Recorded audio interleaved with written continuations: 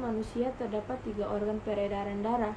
Yang pertama ada jantung, yang kedua pembuluh darah, dan yang ketiga darah. Yang pertama jantung. Jantung berfungsi untuk memompa darah ke seluruh tubuh.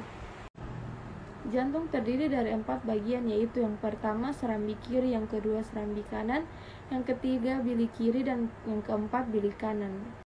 Yang kedua pembuluh darah. Pembuluh darah berfungsi untuk membawa darah keluar dari jantung. Yang ketiga darah. Dalam sistem peredaran darah, jika darah berwarna merah, maka darah tersebut banyak mengandung oksigen atau O2. Sedangkan yang berwarna biru apabila mengandung karbon dioksida atau CO2.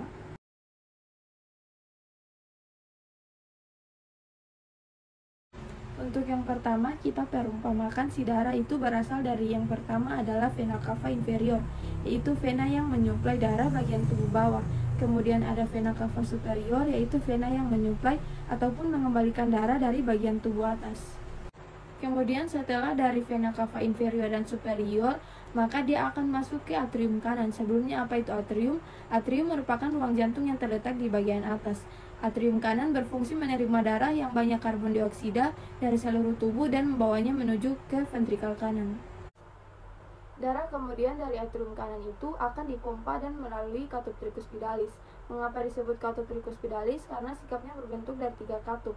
Katup tricuspidalis memiliki fungsi untuk mencegah darah dari ventrikal kanan kembali ke atrium kanan pada saat ventrikal kanan kontraksi memompa darah ke paru-paru.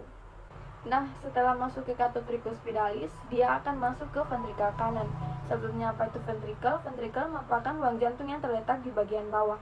Ventrikal kanan berfungsi menerima darah yang banyak karbon dioksida dari atrium kanan dan memompanya ke paru-paru. Dari ventrikal kanan, maka dia akan melalui katup pulmonal. Untuk katup pulmonal adalah katup untuk menjaga kembalinya si darah dari paru-paru ke jantung. Setelah melalui katup selanjutnya, darah akan dipompa menuju paru-paru melalui namanya arteri pulmonalis, baik kanan maupun kiri. Sebelumnya apa itu arteri pulmonalis?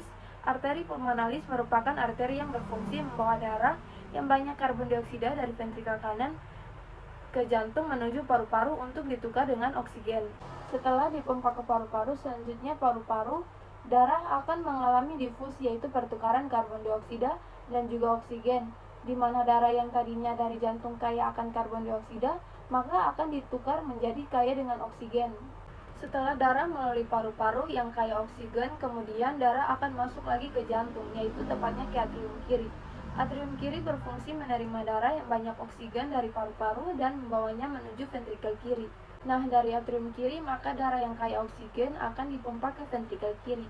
Itu melalui namanya katup mitral. Katup ini berfungsi untuk mencegah darah dari ventrikel kiri kembali ke atrium kiri pada saat ventrikel kiri kontraksi, memompa darah ke seluruh tubuh. Dari ventrikel kiri, selanjutnya darah akan dipompa ke seluruh tubuh dan melewati namanya katup aorta.